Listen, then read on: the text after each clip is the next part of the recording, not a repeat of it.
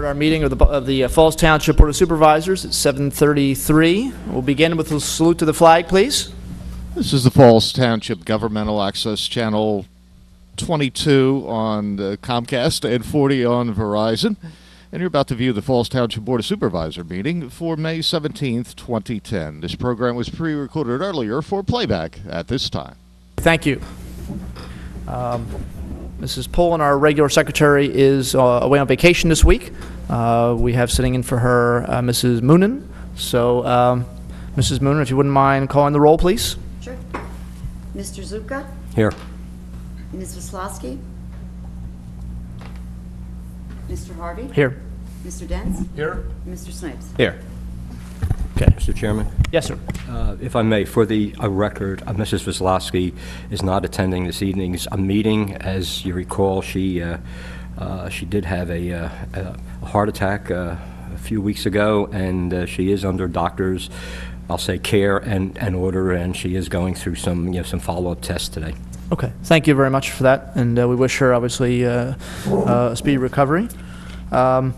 All right, we're going to begin tonight's meeting. Item number 1, Sims Metal Management Preliminary Land Development. This was an issue that was before us a few weeks ago, and we tabled at that time so that we could get some, I think, engineering details in order. Mr. Gray? Yes, as mentioned, this is Sims Metal Management. They are requesting preliminary land development. They are located at 300 South Steel Road, tax map parcel number 13-47-147. Representing the applicant tonight is Mr. Doug Maloney. Thank you. Good evening. As you may recall, a couple of weeks ago when we were here, we had one waiver issue with regard to the stormwater conveyancing system, and I promised you that we would come back close to a promise, as close as you get to a lawyer promise on anything. I advise you that we would be back. We would be back here in a couple of weeks and have eliminated that waiver request. The good news is I was right. We did eliminate that waiver request. The bad news is that during the review process, the township's reviewing engineer uncovered a total of 5 very minor, very technical waiver requests that deal with the existing conditions. I wanted to bring that to your attention because it sounds like we made the problem worse, but we actually didn't. These are just highly technical issues that were discovered that they're all existing conditions at the site. So we did eliminate the conveyancing waiver request that could have impacted somewhat on the actual functioning of the system, and I don't think that the engineer was supportive of that waiver request. But I believe that the township engineer is supportive of all of the waiver requests that we have before you. As you may recall, this is simply to build what started out as a very simple project to build a total of less than 10,000 square feet of additional industrial buildings to house 2 lines of equipment on this metal processing facility, sort of mushroom, so that we are now installing a much upgraded stormwater management system. We are putting tire cleaning grates at the entrance. We are paving in concrete the haul road so that the vehicles that are delivering the metal, the raw material to the site, will be driving, instead of on stone roads, will be driving on concrete roads. So the site overall is going to be upgraded significantly in a number of respects. But all our client wanted to do was put 2 buildings that are relatively modest in size in the center of a 50-acre complex. If you'd like, I have Max Peters, who could go over the technical stormwater management issues with you. You have before you a form resolution, and one correction to Mr. Gray's summary is that we're seeking both preliminary and final. All of the issues on the resolution are will complies. There are no significant issues, I don't think, that require any. They're all fairly technical, minor issues with regard to the construction, frankly, of various improvements at the site. The waivers are summarized on page 4 of the proposed resolution, and the 5 waivers. And as you can see, if you read through the comments and the comments in the resolution, track the comments in TPD's review letter. In each case, they are existing conditions. And in each case, I believe, we are actually improving the conditions from what's what's at the site now.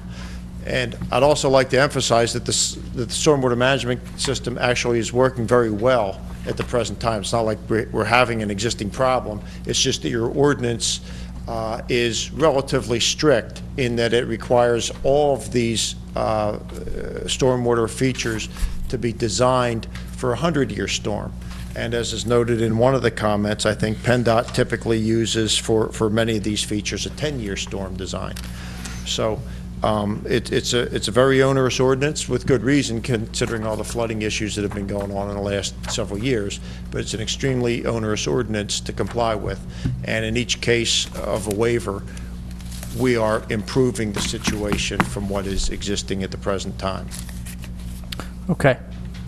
All right, thank you. And I know, again, just to review, because this plan, which has been underway for several months, going back into last year, I believe, if not further, was designed by T&M Associates. Obviously, T&M has since become the Township's engineer, so Mr. Sullivan was not party to reviewing this plan, nor were anybody else from T&M, obviously. Couldn't have them review their own plan. And so Mr. Baker from Traffic Planning and Design, the firm that does our traffic engineering, was the one who did the review for this. And so if board members have comments or questions, they can address them obviously to Mr. Maloney or to Mr. Baker, who is here this evening again. Mr. Zupka, comments or questions? Thank you. You know, I thought I was going to be pleasantly surprised, because you know how I feel about waivers, and I thought you were coming back. But these all have to do with stormwater management, and if I can ask Mr. Baker. Absolutely. Are these really, we'll say, I don't want to say they're minor, but are these really something that is improving the situation, even though it might not fall exactly under what's prescribed for stormwater in that area? Yes, it's definitely an improvement. And first, I want to clarify, when they were here previously, they were requesting a waiver from Section 187-13, which is really the entire stormwater management section of the ordinance. These 5 waivers are actually subsections of that. So, you know, while it's 5 waivers compared to 1, they're 5 minor parts to a major waiver that they were asking for previously. So I just wanted to point that out. Okay. But as far as being an improvement to existing conditions, yes, it definitely is. Really what they're proposing to do is split their system into 2 different systems. Right now, there's one pipe that discharges into the basin. It's a 36-inch pipe. When we were here last week, or 2 weeks ago, the basin was sized appropriately to handle the 100-year flood, or 100-year storm, but the conveyance system was not. The water couldn't just get there quick enough, and the site was going to potentially flood. So what they've done now is they've broken that system out into 2 parts, and you have 2 36-inch pipes now taking essentially, you know, each taking half of the water to the basin. So now it gets there much more efficiently. And then some of these waivers have to do with, you know, one has to do with cover. You know, the way to fix that would be to lower the pipe. Well, the problem is the basin is basically at a fixed elevation. If we lower the basin, it's not going to drain.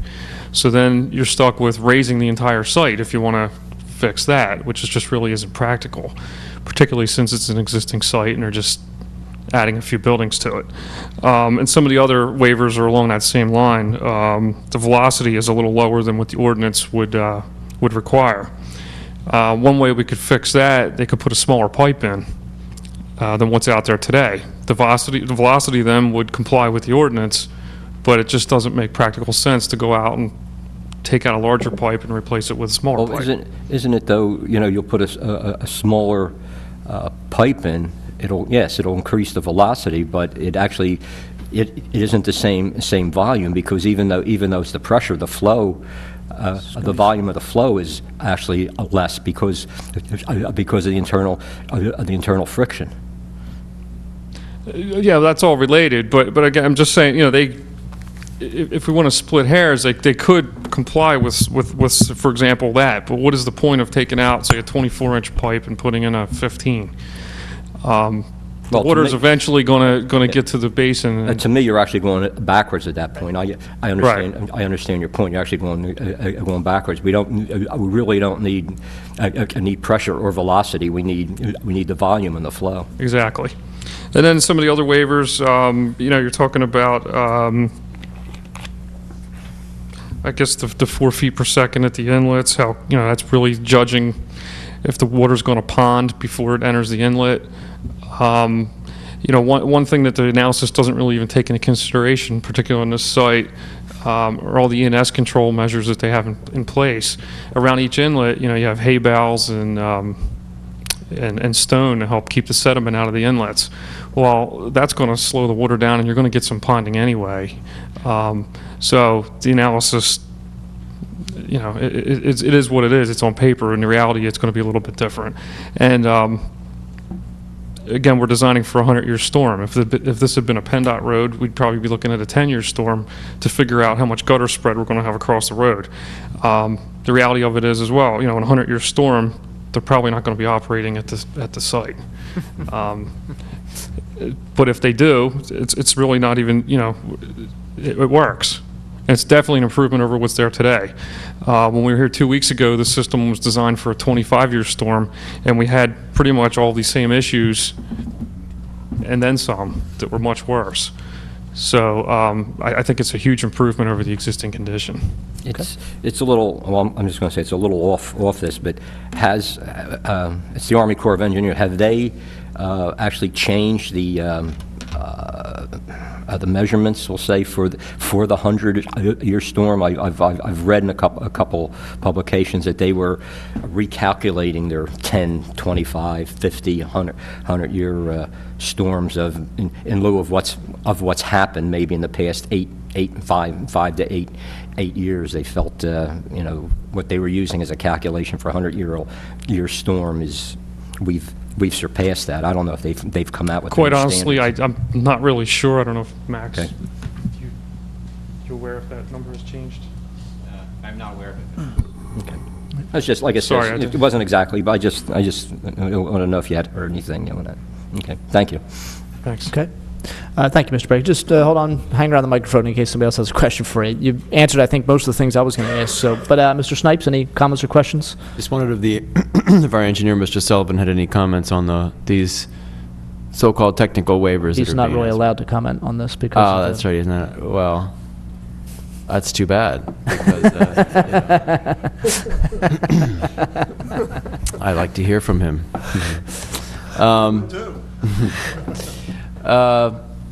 No, okay. I guess that's fine. If you really feel that these are, yeah. If you really feel these are small and minor and they're not of consequence, then okay. And they're definitely a major improvement over the existing condition. Okay. Right. Okay, that's fine. Mr. Dens? No, Mr. Baker covered everything I had. Okay. Yeah, and for me as well, thank you again, Mr. Baker. The one comment I did have from Mr. Maloney was an issue, and I think you've kind of addressed it already, but raised it the last time you were here at the last meeting, the issue of vehicles parking on South Steel Road. Hoping that is not going to be an issue again. Obviously, the company is doing a better job than the previous owners had in terms of taking care of the road and making sure the vehicles leaving in sort of a clean way. And the comment that was in the review letter questioned whether the proposed improvements would have anything to do with that issue, that I think on one occasion a TPD who was reviewing it for traffic issues was at the site and saw vehicles parked, queued up on both sides of South Steel Road.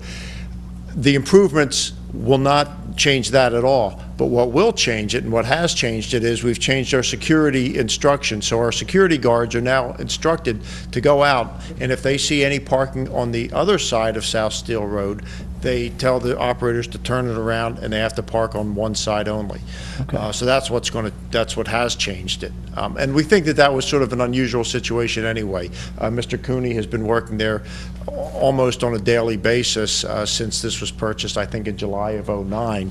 And he says he has never seen that on both sides, but if it ever does occur, and he said he went back to his security people again today and revisited with them, what are the protocols if you see somebody parked on the other side and they're fully trained and ready to go out and move them along. So the improvements have nothing to do with that. They aren't going to change it one way or the other. It's more an operational issue. Internal operations, we're going to change it. Okay. Mr. All right. Chairman, I actually do have one last question. When we discussed last time you were here, the changing the gravel road structure to a concrete road. I'm trying to remember if the purpose of that was for dust, or I'm trying to figure out what it was, because I'm also thinking that would relate to the amount of water runoff. And although maybe a hard-packed gravel road really doesn't provide much more. Yeah, most municipal engineers, and I think Mr. Sullivan has for years considered hard pack to be impervious anyway. Be impervious, okay. But it's my understanding that that change helps, was sort of an improvement suggested by the Bucks County Conservation District for erosion and sediment control, that you get much less sediment involved in the stormwater when you have a paved concrete drive that rather than a gravel drive. Is that accurate, Max? Yes, that's correct. That was a recommendation of the County Conservation District. Okay, thank you. Okay. All right, no more comments or questions. And I know the resolution does have in the first line that it is a application for preliminary and final plan of land development. And so the board has the opportunity to grant just preliminary or preliminary and final. Okay. Any comments or questions from members of the public? I see no hands. All right, then. If we're going to approve this resolution as it is, okay, preliminary and final, resolution 2010-09. Okay, thank you, Mr. Gray. All right, is there a motion by a member of the board? I'll make a motion to approve resolution number 2010-09. Motion made. Is there a second? I'll second it. Okay, motion made and seconded. Mrs. Moonen, poll the board, please. Mr. Zupka? Yes. Mr. Harvey? Yes. Mr. Dents? Yes. Mr. Snipes? Yes. Thank you. Thank you. Thank you. Thank you, Mr. Maloney. Good evening. Have a good evening. Now, Mr. Sure, Maloney, thank I did something this evening because you came in and I thought you presented us very well, and you know, the waivers satisfied me, but again, you know how I feel about about the waivers, so please try in the future. We do. Okay. I'm not the engineer, though. I know. Thank you. I appreciate that. Thank you. Good night. Okay, good night. All right, item number 2 is consider awarding bid for bus services for the summer camp program. Mr. Gray? A sealed bid was recently opened by the township for the summer camp bus services. Each year at the camp, trips are made to the Pinewood Pool, the Camden Aquarium, the Philadelphia Zoo, and several other places. One bid was received from First Student. Cost per trip traveling 1 to 3 hours, and return time is $180 per round trip. Cost per trip traveling 4 to 6 hours is also $180, then $50 every hour after 3 hours. Last year, Romano's did this service for Falls Township.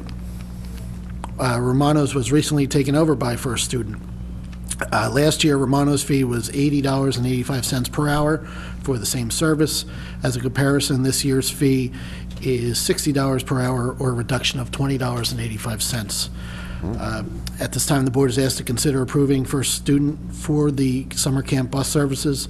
In addition, Bill Reese, Park and Rec Director, is here to answer any questions you may have. Okay.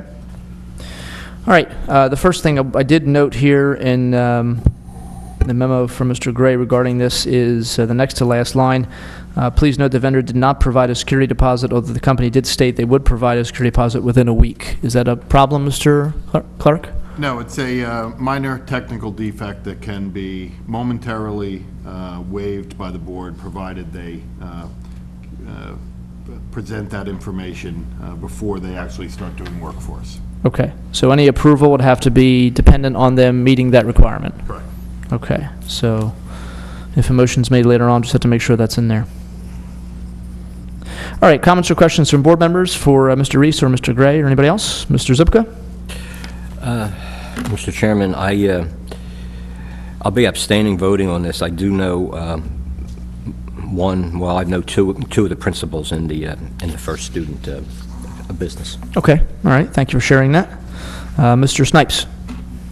I'll just note the reduction in fee, which is always a good thing. And is this actually the only quote we got? Is that correct? Yes, that's correct. Yes, okay. But we had them, they serviced last year, correct? Yeah, through Romano's bus services. Right, which- And we've had Romano's for many years prior. And Mr. Reese felt that they did a good job? Yeah, Mr. Reese, yeah, come on up, Bill. No sense you just sitting there. Might as well do something, right? Hi. You felt they did a good job? They did a great job, yeah. Matter of fact, I've been using them even when I was with other townships. I've been using them for like 20-some years. So, but as far as here in Falls Township goes, this is our 9th summer camp, and we've been using them the previous 8 years. Okay. That's Do a it. really Thank good you. job, yes. Okay. Mr. Dents? Nope, no questions. Okay. Yeah, and I'm familiar with First Student. I know that the company that handles Bristol Township School District. And so obviously that's a pretty sizable contract they have with them in terms of complexity and trips. And obviously they're going to have the resources to meet what we need. But thank you, Mr. Reese, for the work you did. Sure. You know, I know this was the second kind of go around. Nobody put in for the first one. But obviously, like Mr. Snipes said, a decrease is always a good thing. Excellent. So thank you. I don't think any public comment needed? I see no hands. Okay. Thanks so All much. right. Thank you, Bill. Okay. Is there a motion then to award the bus services to First Student contingent upon them meeting the requirement of a security deposit? So moved, Mr. Chairman. Seconded? Mr. Clark, do we need the amount stated, or is the reference, You we're could accepting a indicate bid? that's in the memorandum provided by Yeah. Mr. Gray. Okay. All right. As in the memorandum provided by Mr. Gray. All right, thank you. Mr. Dents, I'm assuming you still second? Still seconded. All right, thank you. Okay, Mrs. Mooney, please. Mr. Zuka? Abstain. Mr. Harvey? Yes. Mr. Dents? Yes. And Mr. Snipes? Yes. Thank you. All right. Okay, item 3 is consider a resolution amending the municipal pension system, and this is outlined for us in a memo by our labor attorney, Mr. Jordan Yeager, who took a look at this. Mr. Gray, I'm going to rely on you to explain this for us, please. On September 18, 2009, Governor Rendell signed into law a set of amendments to the laws governing municipal pension plans. The amendments are known as Act 44 of 2009. In these amendments were provisions that require all municipal pension systems to develop procedures to select the most qualified person to enter into a professional service contract. By approving this, some of the requirements the township will be called to do include advertising the availability of any professional service contract. Also, the township must use standardized application and disclosure forms. A review of the applicant's qualification, experience, expertise, and the compensation to be charged. Disclosure of personnel. All contractors will be required to disclose the names and titles of each individual who will be providing professional services. Notice and summary. The fund must include a written statement summarizing the relevant factors that resulted in the award of the professional services contract. Currently, the pension fund has 2 professional firms they use. One is Thomas J. Anderson, who provides consulting services for the pension fund, and Buyer Barber, which does the actuarial work for the fund itself. At this time, the board is asked to consider adopting this resolution for Act 44. Okay. And Mr. Gray, who do we currently, in terms of pensions, who do we currently have accounts for? Which employees get pensions here from Falls Township? The accounts would include all the retired police officers. And if a retired police officer has passed, there's a possibility his surviving spouse would also be eligible for a pension as well. Okay. All right. And Mr. Clark, just if you wouldn't mind, just kind of, what's this law in general? It's a state law that we have to comply with, and so we're updating our resolution to match what the state law requires us to do. What's the general feeling behind the state law? What's this, I guess, sort of the bigger reason behind this? Essentially, Mr. Harvey, this act has come from the fact that over the last several years, as you can well imagine with what happened in the stock market, a lot of municipal pensions throughout the state took a bit of a hit, and there were some questions regarding the qualifications of some of the advisors who were serving these municipalities and the townships throughout the state. Obviously, that's never been a question that's come up here, but it has happened throughout the state, and this law is a reaction, is essentially a reaction to that, sort of trying to make the process by which a municipality can hire a pension advisor a little bit more uniform, and to make the criteria a little bit more clearly spelled out than it had been in the past. Okay. All right, thank you. And Mr. Gray, just one final question from me, and I'll let the board members ask questions if they have any. How long have Anderson and Beyer Barber been working here at the township? Beyer Barber has been here since approximately 1996. Thomas J. Anderson's been here probably since 96, 97. Okay. All right, thank you. All right, other comments or questions from board members? Mr. Zupka? No, I have none. Mr. Snipes? No, as I understand it, we're basically required to do this, so. Mr. Dents? No. Okay, and I have none. Any public comment needed? See no hands. All right, then. This will be resolution 1010. 1010, right. Mr. Chairman, I'll make a motion to adopt, we'll say Resolution 1010, Act 44 of 2009. I'll second the motion. Okay, motion made and seconded. Mrs. Moonen? Mr. Zuka? Yes. Mr. Harvey? Yes. Mr. Dent? Yes. Mr. Snipes? Yes. Thank you. Okay, all right. Item 4 is consider approval of lieutenant contract for Donald Airy. Mr. Gray? Yes, recently Don Airy was promoted to the rank of lieutenant. An employment agreement for Lieutenant Airy in Falls Township commencing May 1st, 2010 and ending December 31st, 2012 was prepared. This agreement is similar to the other current Lieutenant Todd Pletnick. At this time, the board is asked to consider approval of this employment agreement. Okay. All right. And obviously, personnel matters, we don't go usually into in-depth on personnel matters such as this, but lieutenants are not part of the union, so their individual contracts are negotiated individually with the lieutenants themselves. They're not part of the police officers union. Okay, is there any comments or questions from board members? Mr. Zupka? No, I have none. Mr. Snipes? Yes, Mr. Chairman. We've used two terms tonight. One is employment agreement, the other is contract, and I wondered which this was. Maybe our solicitor has an answer. This is an employment Right. agreement. Yeah, I think I may have used the wrong word. You're right. Okay. No, that's my only question. Okay. The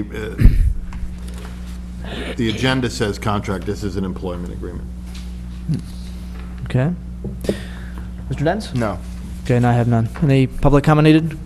No? All right, then is there a motion to approve the employment agreement for Don Airy? Mr. Chairman, I'll make a motion to approve the employment agreement for Lieutenant Don Airy. I'll second it. Okay, motion made and seconded. Mrs. Moonen? Mr. Zuka? Yes. Mr. Harvey? Yes. Mr. Dent? Yes. Mr. Snipes? Yes. Thank you. Okay, item 5, consider approval of township membership to LA Fitness. Mr. Gray? Yes, LA Fitness has agreed to once again offer 50 memberships to the township for the price of $5,000. These memberships are purchased to satisfy the contractual agreement with the police department. With this offer for membership, the township fulfills its contractual obligation with PAFT and will not be required to provide the $100 stipend per Article 14, Section 5 of the Police Collective Bargaining Agreement. At this time, the board is asked to consider approving this contract with LA Fitness. Okay, all right, thank you. Comments or questions, board members? Mr. Zupka? We've been doing this now for, what, 4 years? We've been doing this for probably 8 years. Okay. All right, thank you. Mr. Snipes? This is for 50 memberships, correct? In the past, have all 50 memberships been used? Now, usually what happens is probably between 40 to 45 memberships will be used by the police department. After that, the leftover memberships would become available to the non-uniform employees. 5 or 6 employees would be able to take advantage of it. And they're generally used? Oh, absolutely, yes. And how are they distributed? Is it through a lottery or first come, first serve? No, it's first come, first serve. Okay, that's all, Mr. Chairman. Mr. Dents? And this is all of the police officers use this, or some of them opt not to use it? Some opt not to use it. Usually between 40 to 45 use it. And do they get compensated for not the ones that don't do it? No. They don't get anything. And we're obligated to do this with their contract. That's all I have. Okay. All right. All right, I don't have any comments or questions. Are there any public comment needed? I see no hands. Okay. So is there a motion then to approve the purchase of 50 memberships from LA Fitness as per the police officer's contract? So moved, Mr. Chairman. Seconded? Okay, motion made and seconded. Mrs. Moonen? Mr. Zupka? Yes. Mr. Harvey? Yes. Mr. Dents? Yes. Mr. Snipes? Yes. Okay. All right, next item on the agenda is consider lease agreement for Three Arches. Over the past year or so, the township has been going through updating a lot of leases for people within this building and some others. I know we're working on the lease for the senior center as well, I think, right? I'm not sure when that's going to be ready, but soon, I think. Yeah, in June. So, and this is for the Three Arches. I know Mrs. Reese, who's been there for several years now and does an excellent job, is here. Mr. Gray, you want to comment on this question or comment on the contract? In 2003, the township approved a lease agreement with Elizabeth Reese, caretaker for the Three Arches. As mentioned, this year the township has been reviewing and updating various agreements within the township, including the Three Arches. Tonight, the board is asked to consider approving the lease agreement with Mrs. Reese as caretaker of Three Arches, set to begin June 1st, 2010. Okay. All right, comments or questions from board members, either Mr. Gray or if anybody has any comments or questions from Mrs. Reese, she's here as well. Mr. Zupka? No, I have none. All right. Mr. Snipes? I understand Mr. Gray's met with Mrs. Reese, and they've gone over this, and I think everyone feels comfortable with Yeah, I it. believe she signed already. Already signed. Yeah. Yeah. Okay, that's it. Okay. Mr. Dents? No, no questions. I don't have anything either. Any public comment needed? Pass. Mr. Kinney says pass it, so I guess we better pass it. All right. Okay, then, is there a motion then to consider or to approve the lease agreement or enter into the lease agreement with Mrs. Reese for Three Arches? Yes, Mr. Chairman, I make a motion that we approve the lease agreement dated June 1st between the Township of Falls, Elizabeth Reese, and family. Second the motion? Okay, motion made and seconded. Mrs. Boonen? Mr. Zupka? Yes. Mr. Harvey? Yes. Mr. Dents? Yes. Mr. Snipes? Yes. Thank you. Okay. All right. Item 7, consider purchase of video camera system. Mr. Gray. Yes, in the past few months, Matt Markey has been working on a video camera system to be used by the police and at Quaker Penn Park. Here tonight to discuss this topic further is Matt Markey. Is he? He'll be appearing. I guess he's waiting for a spotlight. There he is. Okay. Drum roll.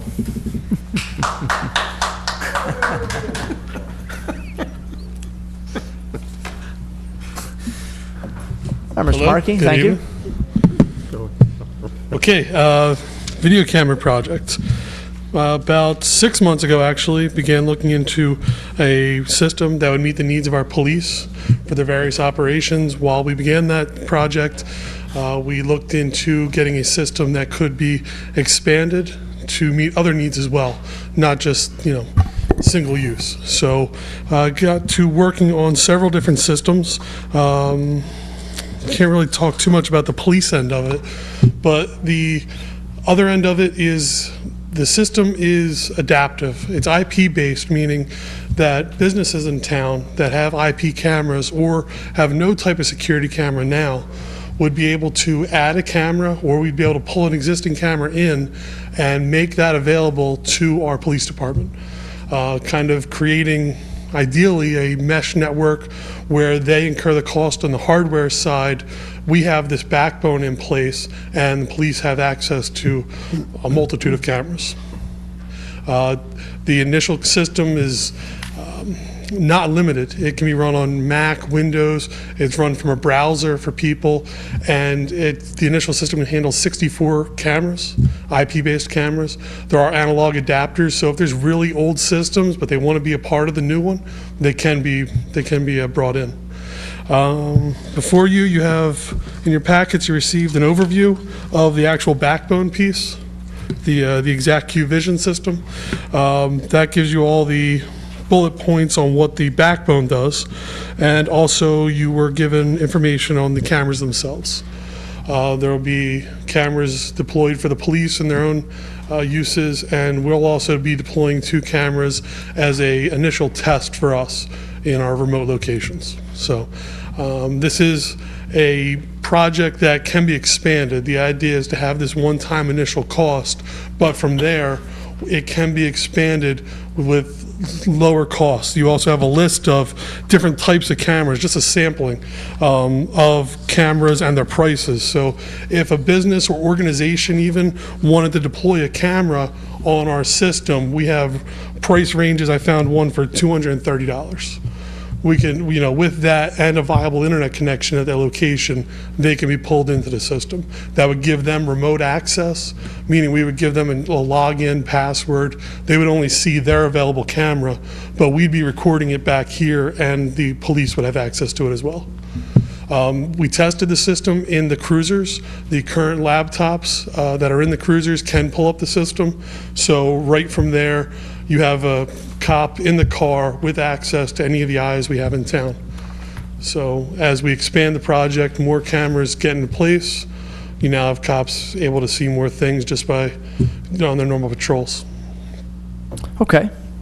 All right, and I appreciate you said in your memo, and I'm sure all board members can appreciate, I'm sure members of the public will appreciate the fact that obviously you don't want to get into a lot of detail about how the police plan on using the cameras we're going to give them, or a lot of details about what kinds of cameras they are. That kind of defeats the purpose of providing them for the police department. So we'll have some board comment and questions and open up for public comment if there's any. Mr. Zipka? Not at this time. I might have something, but... Mr. Snipes? Thank you, Mr. Chairman. The cameras, one in the area of the boat ramp? Yes. And the community park? No, the initial location would just be deployed for the boat ramp for ours. The ones that the police are going to be using are in their own capacity, but our initial deployment will be at the boat ramp. We selected that because it's one of the most remote locations in town. So put the cameras there. It's also new construction soon, so we'll get, it'll be put together easily down there. We'll put some cameras there. We'll let the security guards be able to look down there. And again, it is remote, so it made sense to start there. It's out of the way, so we it put makes cameras sense there. to start there because that's one of the areas would have less frequently have personnel or people. Exactly. The police patrols, that's one of the most remote locations around. Now we'll have cameras down there. We can keep an eye and videotape what goes on. So the total cost for this, the beginning of the project, which is the 3 locations, is it? The initial project includes the server backbone piece, the EQ Vision system. It includes a total of 5 cameras, 2 deployable by us, 3 deployable by the police. It includes installation, training, and the initial estimate included a 3-year contract. The total cost was $42,851. Okay. There are options, however, for a 5-year upfront, and there are also prices for the years after the 3-year as well. So it was a 3-year warranty, I think. There is a 3-year warranty, full warranty, except for direct damage. The ones deployed down at the boat ramp are in secured housings. However, if someone came along and really wanted to do a number on them, that wouldn't be covered. The reinstallation would be covered, but the camera itself would not be. But again, it's going to be pretty high and in a fairly secure housing, so someone would have to be going out of their way, and most likely covered by the other camera as well. So we won't tell them exactly where it is. No, it'll be Okay, that's all I have right now. Mr. Dens? Yes. You said that a business that already has an IP-based security system with their own cameras, we could just tap into theirs and pick up their surveillance with the system? Absolutely. Any IP-based system that's out there pre-existing with a one-time license per camera, it's of $139. For $139, that camera can be pulled into our system. From that point on, you never have to pay that fee again. Any IP-based camera can be pulled into the system. That would also give them, at that point, if they don't already have remote access to their system, say they have a system at their location but they don't have remote access, we give them that remote access to their camera, and it's automatically on our system as well. And if you have an old analog system, they do make adapters where if you do want to be a part of the project, we can make that possible. So I suppose a business doesn't have a system, we can add they could buy just a single camera from us? Absolutely. The cameras are listed here are actually the ones available in the state bid list. All equipment that is up for consideration is state bid list equipment. But yes, I mean, if you had a business tomorrow that wanted to be a part of the system, there's a camera on here for $230. The only thing you do need is to have a viable internet connection at your location. So if you have DSL or better, we can set you up with a camera for well under $1,000, maybe. But at the same time, if you have a business and you really want to get crazy, we have cameras on here for $5,000. It's very flexible. It's not dependent on a certain proprietary software. Cameras from Vivatech, Sony, Ericon, Verint, all different types of cameras. It's not limited. It's a very open platform.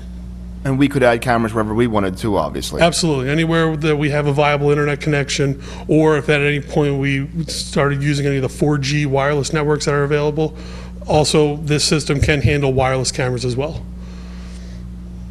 Okay, interesting. That's all I have. Okay. And as you said this before, Mr. Dent's touched on it. Obviously, you know, if a business would only get involved in this if they wanted to. Absolutely. This is a completely optional thing. We wanted to offer the service to them and for us. It's the benefits for them is now their cameras, if there was an incident, are already tied into the police station.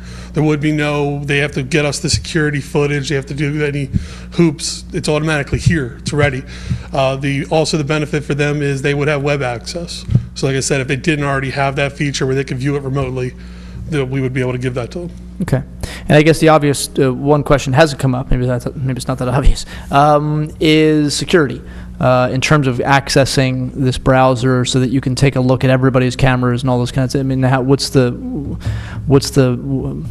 system in terms of security? Without getting into too technical details, the system is very what's referred to as sandboxed. So you may have access and your access is kept separate from another person's access. Those systems are not even a part of the systems that control recordings. Everything is kept very secure, and for that reason, the videos are watermarked for the police. If they had to submit them to evidence, it's all secure streams. Everything is footprinted, so if someone is logged into the system, even if they try to access something they're not allowed to have access to, it's logged that that is being recorded. So you'll be able to trace that person through an IP address or something? IP address, MAC address, lots of different ways. Find out who it was that tried to access this particular film? Yes. Okay. Another nice thing about the system is it is, due to analytics, it's self-aware in a certain sense. It knows when it's being attacked or it isn't being attacked. It has the ability to send alarms, SMS-based alarms. The cameras have analytics on them, so they're referred to as intelligent. When certain criteria are met, it can do a number of functions. Okay. All right. Thank you very much. I have one more question. Sure. Go ahead. With the police, this is something that they want to use, right? They've seen this? Absolutely. It's already deployed in other towns locally. We actually team up with them, and they allow us to use some of their equipment already. This is actually fulfilling a need they already currently have. Our police do now. They currently have this need. This system actually just expands on that to add functionality. All right. Okay. Mr. Zipka? Yeah, Mr. Chairman. Matt, you said there's going to be five cameras with the initial purchase. Initially, yes. One of them is going to end up at the boat ramp. Two will be ending up in that general vicinity. In the general vicinity. What will become of those two cameras until the boat ramp is, say, operational, if it ever becomes operational? There is because you know how I feel about the boat ramp. So I do. There is a testing phase. So this thing will have to get off the ground, and it's going to take a little bit of time. So those cameras will actually be used by myself and others during the training process on the software and equipment. So those cameras will be getting used up until the minute that they would be placed somewhere. Now, even though they might not be being viewed on a screen at the time, are they constantly recording? Yes, actually, the cameras are two stream recording, meaning that the feed that we give out to anyone logged into the system may be a slower frame rate depending on what your internet connection is. Our system back here is recording at a much higher frame rate all the time to make sure we have the clearest picture. That's done to ensure that we have the best images back here. But if you're viewing it remotely, say from a cop car, you don't need 30 frames a second. You're looking for a general overview. So. Thank you. And you said you chose the boat ramp because it's just a remote location? Yes, it's one of the most remote locations around. It's all the way by Penn Manor, which is a nice hike outside the general body of Falls Township. So we picked there because it is far away. But there's nothing there. Nothing right. And we want to see what is. Okay. All right, comments or questions from the public? See one hand. Motion to open public comment? So moved. Second. All in favor? Aye. Opposed? Okay. Mr. Obert? I'm shocked.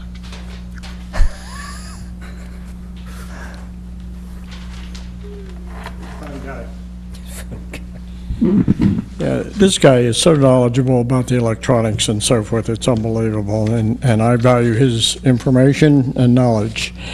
But my question is, we haven't even built a boat ramp yet, and here you are trying to protect something that is not going to amount to a hill of beans.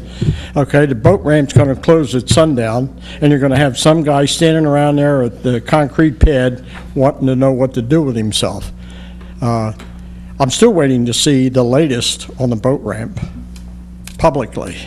I have seen it, I've shared it, I still make my comments, you don't need all the lights, everybody goes home at sundown. I think that's a waste of money. That's the way I feel. He does a good sales job, okay? And you guys, in my opinion, just because we got, what, 32 million in the bank, that don't mean we have to spend it, okay? Some people do, like Tullytown, they spend it on anything. They get the best fire engines around, and nothing burns down, okay? And they only got 1,100 residents, okay? So that's what I feel about it. I still think it's a waste of money, number one, on a boat ramp, and to buy cameras for the boat ramp that hasn't been built yet and won't be built until next year, probably. Forget it, that's for sure. Okay, thank you. Okay, thank you. Any other public comment? See one more hand, Mr. Erickson?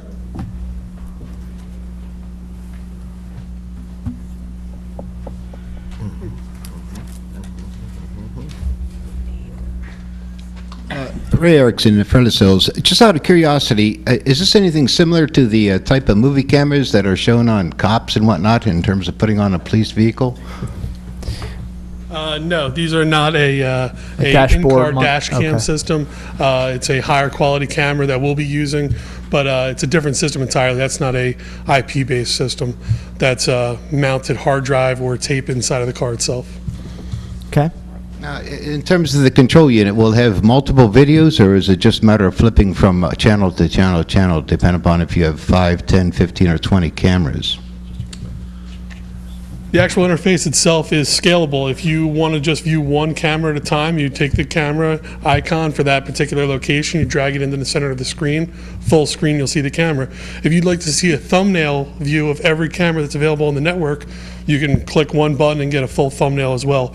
If you want to do it by sector, by area, it's fully scalable. So you have that option right there from the interface. And will the police be able to do that in their cars, on their laptops as well? Absolutely. Okay. And what's the max number of cameras that the home base or the control unit will be able to handle? The initial control unit handles 64 IP-based cameras. These servers are intuitive, though. If we wanted to add another entire server, the user would have no idea that we added another 64 capacity server. All right. Thank you, Matt. Thank you. Okay. Any other comments or questions? Is there a motion to close public comment? So moved. Second. All in favor? Aye. Aye. Opposed? Okay. Matt, this is something you said the police are already using a similar system that we're borrowing or we're sharing with another township? Yes, this system is in response to an already existing need with the police. Right. Without getting into too much detail, we are currently using other local towns' equipment to meet our needs. So this is outside of the boat ramp deployment or any other type of deployment. The police officers are in need of some type of system like this. From my perspective, this was the best value for an overall backbone, added functionality, and scalability. Okay, and the 5 cameras, obviously, the police are using 3, and you just chose the boat ramp because of its remoteness for the other 2. We could technically put them anywhere we want, really. I'm sure the police would be happier to have another 2 as well. These cameras would not go to waste. If anything would have happened to the boat ramp project, or the board at any time would decide a different deployment was necessary for the other 2, that's fine. But initially, the idea was to put it in a remote location where there was new construction and get some surveillance down there. Mr. Chairman, Yes. what I would like to see is not put 2 cameras at any boat ramp folly or whatever we're going to call it. Let our police use them as they want. Then when the time comes that if the boat ramp ever does come to be, we can add to it. I would really hate to see 1 or 2 cameras. I know you said you have to use 1 or so for training, but I would really hate to see something sitting on the shelf while we're waiting for something to happen. I could support this if I knew, we'll say, the initial purchase of 5, other than 1 being used for training purposes. Let our police officers place them where they deem necessary. Okay. Other comments or questions? Do you know if the school district uses these type cameras? I believe the school district does use a type of IP-based system, but without going into too much detail, they have their own rules and regulations for internally pointing cameras and things like that. Right. We would be able to pull cameras maybe from the external. Right. And the police have certain things in place for the internal. It's taking care of that. But we would place cameras in places where the open areas. We're not looking for the inside of a 7-Eleven. We'd be looking for the outside. Okay. Yeah. Any other comments or questions? No? No, that's it for me. I hear Mr. Zupka's suggestion. I know there's a lot of, the boat ramp, of course, brings up some heated issues, but I don't actually have any problem with Mr. Zupka's suggestion, quite frankly. If we decided we needed something when the boat ramp was built or someplace else, we could always purchase cameras later on and add them to the system. I don't have an issue with that at all. But we can decide, I guess, at that point, how we want to use them. This is just sort of purchasing the equipment as it is. We're looking again at purchasing the video camera system as outlined in the May 14th memo by Mr. Markey, and the amount would be $42,851.52. Okay, is there a motion at this time? Well, are we reasonably sure we're going to use 4 with police and 1 for training? Or are we still going to, it's a sentence in here. I know this isn't an ordinance or anything, but I think that... Well, I think we can allow Mr. Markey to have the flexibility and the police department to have the flexibility. We trust them to sort of use them if, we can make the decision here at the board meetings every 2 weeks if you want to, but I'd kind of allow them to make the decision. Is there even a place at the boat ramp to put one right now? I was going to say, nothing there. Especially, it's weeds. Especially while the boat ramp is still not constructed. I'm sure the police will have, after, take the 1 for training, we'll have the 4 for their deployment, which will aid them. If at the time the boat ramp does get constructed and we feel that we want to put security cameras there, we can either take 1 or 2 of the cameras that we purchased now, or if the police feel that the 5 cameras is really a benefit to them, maybe we can come back and decide on an additional camera. And I think but the camera would not sit on a shelf; it would be used. I think it is going to be a benefit to them, and then if the time comes, again, not that I'm saying I'm going to support it, but you can get other cameras for the boat Absolutely, ramp. Absolutely. The camera will be utilized while it's while the boat ramp is still up in the air. Right. That's fine. Okay. All right. So again, looking at the purchasing of the 5 cameras and the backbone system as Mr. Markey described it, is there a motion at this time? I'll make the motion to purchase the video camera system for $42,851.52. I'll second it. Okay, motion made and seconded. Mrs. Moonen? Mr. Zupka? Yes.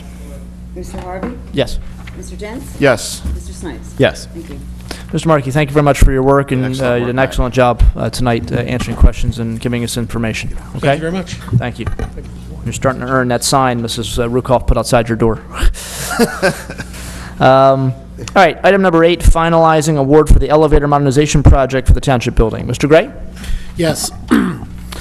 In accordance with the requirements of the Falls Township's responsible contractor policy, TNN has completed their review of the qualifications of Otis Elevator Company of Morristown, New Jersey.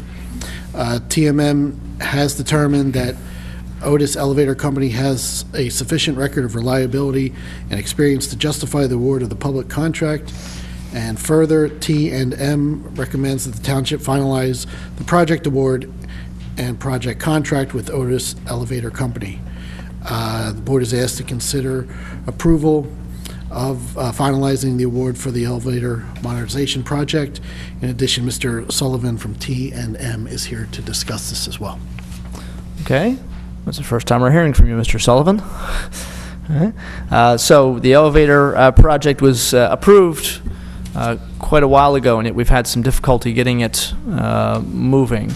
I don't know if you want to comment on that part first, because we have had some people asking about the elevator project, and then I guess answer any questions the board might have about the Otis Elevator Company. Otis Elevator Company changed project managers after this contract was authorized for a notice of intent to award. There was a fairly long delay in providing all the information we needed, such as the bonds and the contracts. We have all that information now, and the project is ready to move forward. Okay. All right, and just give us an overview again of what's going to be happening with the elevator we have here in the building. This is the main elevator that's used by people who come in. We do have a freight elevator as well, which is not open for public use. It will be during this process so that people have access to the second floor if they need to. But this is the main elevator that is just past where the tax collector's office is for people that need to go to the second floor, just the public. Go ahead. It's basically a replacement of the elevator. I mean, the car, all the hydraulic systems will all be replaced and updated and modernized. Okay. All right, comments or questions from the board? Mr. Zipka? Just a little bit of trivia. Otis Elevators, the original one was pulled by a mule and ropes and pulleys up and down, and the Otis Elevator Company was the first one to actually make the safety brakes that if something did fail, it would stop them within, I believe, 20 feet or basically one floor. So you're dealing with a company now. This one's going to be hydraulic. It's not going to have the pulleys and cables. But no mules. Yeah. Huh? No mules. No mules. No pollution. That's right. So just a little trivial on the Otis Elevator Company, but I think we need to go ahead with this. Thank you. Okay, thank you. Mr. Snipes? When's the last time the present elevator broke down? I think it was on Friday. On Friday, okay. I know we've been waiting for this for a long time, so let's move ahead. Mr. Dent? And they're completely replacing everything. The whole elevator's getting scrapped and brand new. That is correct. installation. Yep. That's right. Yeah, that's all I have. Okay, and I have no comments or questions. Any public comment needed? See no hands. All right, is there a motion to finalize the award for the elevator modernization project for the Otis Elevator Company in Morristown, New Jersey? So moved, Mr. Chairman. Second. Okay, motion made and seconded. All in favor? Aye. Aye. Aye. Opposed? All right. So, okay, next on our list is consider changes to the fee schedule here at the Township building. These are fees that would regard just mostly electrical work. Mr. Gray? Yes, a resolution and amended fee schedule has been prepared for the electrical permit fees used here in the township. Tom Benny, Code Enforcement Officer, is here to discuss this with any questions you may have, and the board is asked to consider adopting this resolution. Okay. All right, Mr. Bennett, if you wouldn't mind. Mr. Gray, would you have a copy of the current fee schedule? Yeah. Mr. Bennett, just if you wouldn't mind, just give us an idea of how exactly you come up with the prices that you come up with for this kind of work.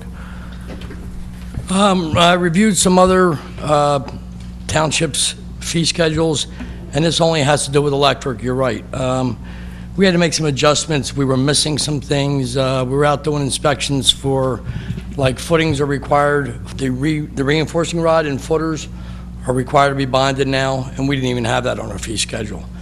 Plus the alternative energy, windmills, solar panels, we didn't address any of that, so, but I also had Jay Halferty from United Inspection Agency. He went over everything, and we come up to what we thought was, I mean, most of it was maybe $5 here, $5 there, or if something was missing, we added that in. Okay. All right, Mr. Zupka? Mr. Gray's got me a copy of the current schedule, but okay. But I'd really not like to see any of the for our residents, any of the fees go up. You know, we're in a tough economic time. We have you know, we're a working class a community, and we've so many people have lost and gone backwards, and to raise fees on our own, you know, in my opinion, on our own residents is not, to me, is not the right thing to do. I understand there's things that haven't been included, and I'm glad to see the things on there for alternative energy, but I'm going to hold any more comments until I see what the current fee is. Okay. All right, Mr. Snipes. Yeah, I'd also like to review what the current fees are, and I'm looking for what relates to solar and wind, alternative energy systems. Okay, I see that on the last page. And you looked at a number of different neighboring townships or townships in the area, or? Yes, and we're right in line. Like here's 5 here that, you know, we raised $5. We added the alternative energy, and then, as I said before, like we were sending inspectors out to do inspections on rebar and footers that were never required to be grounded before, and now they're required to be grounded. So, you know, we're eating that. And a matter of fact, that is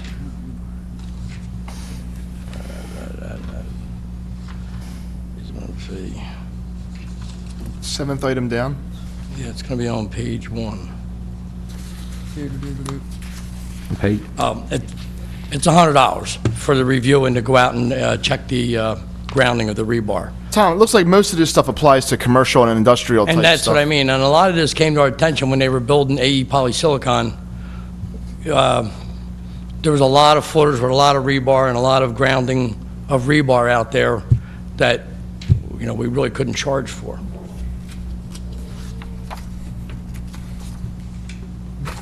We're getting some, do you have copies, Mr. Gray? Getting copies being made for board members. Mr. Snipes, any other questions? I mean, It's probably worth reading the final sentences here, what's being proposed. The township manager or designee may waive certain basic construction permit fees for religious and educational organizations without the consent of the Board of Supervisors. However, fees shall be collected to cover the actual costs of code inspections and engineering of large projects. And that's not a change. So I'm that has always assuming been in there.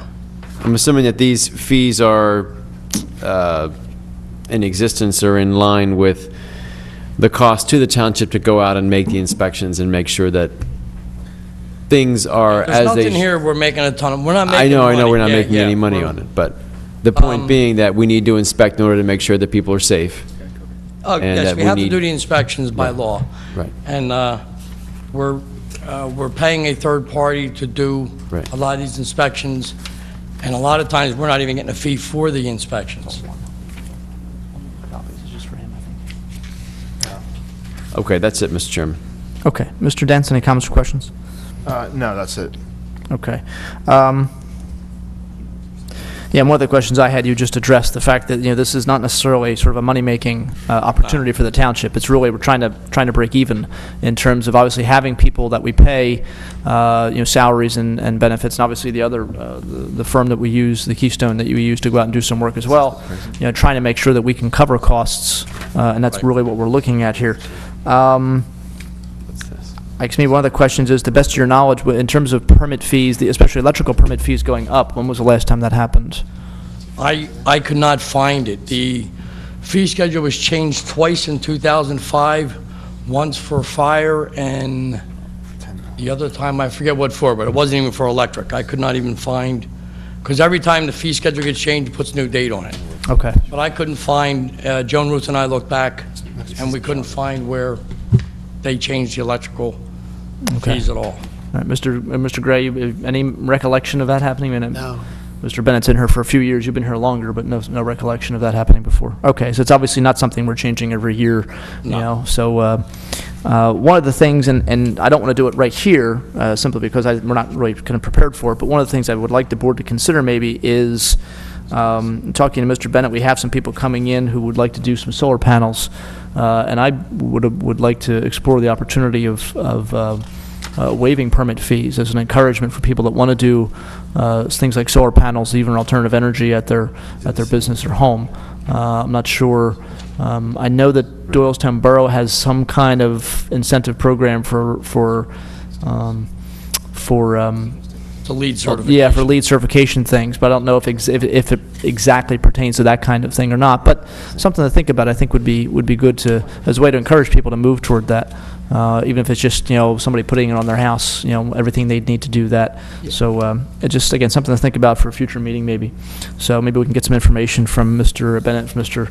Gray, and Mr. Clark as well regarding that issue. Mr. Harvey? Yes. Looking at the existing fees, nothing that would really affect residents has gone up.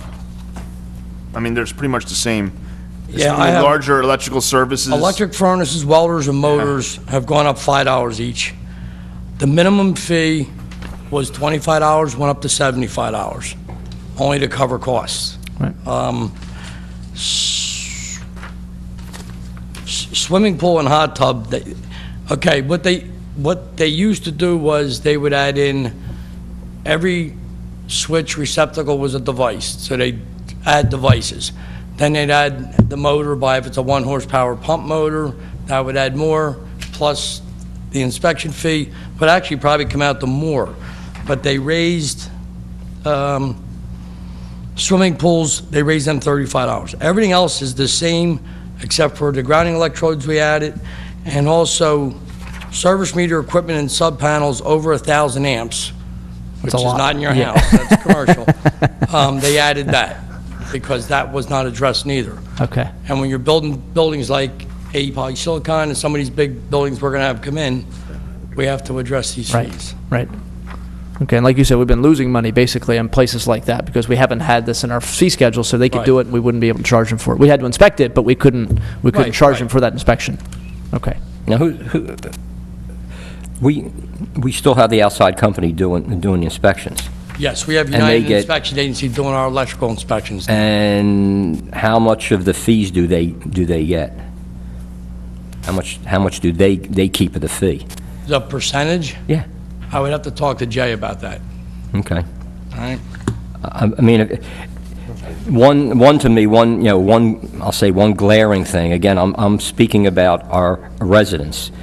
The minimum fee, I can see the minimum fee if it's, a commercial, but the minimum fee now has tripled from $25 to $75. I don't know if it could be said I'm being discriminatory because I want the residents not to have to pay the $75, but commercial, I'll let them pay it.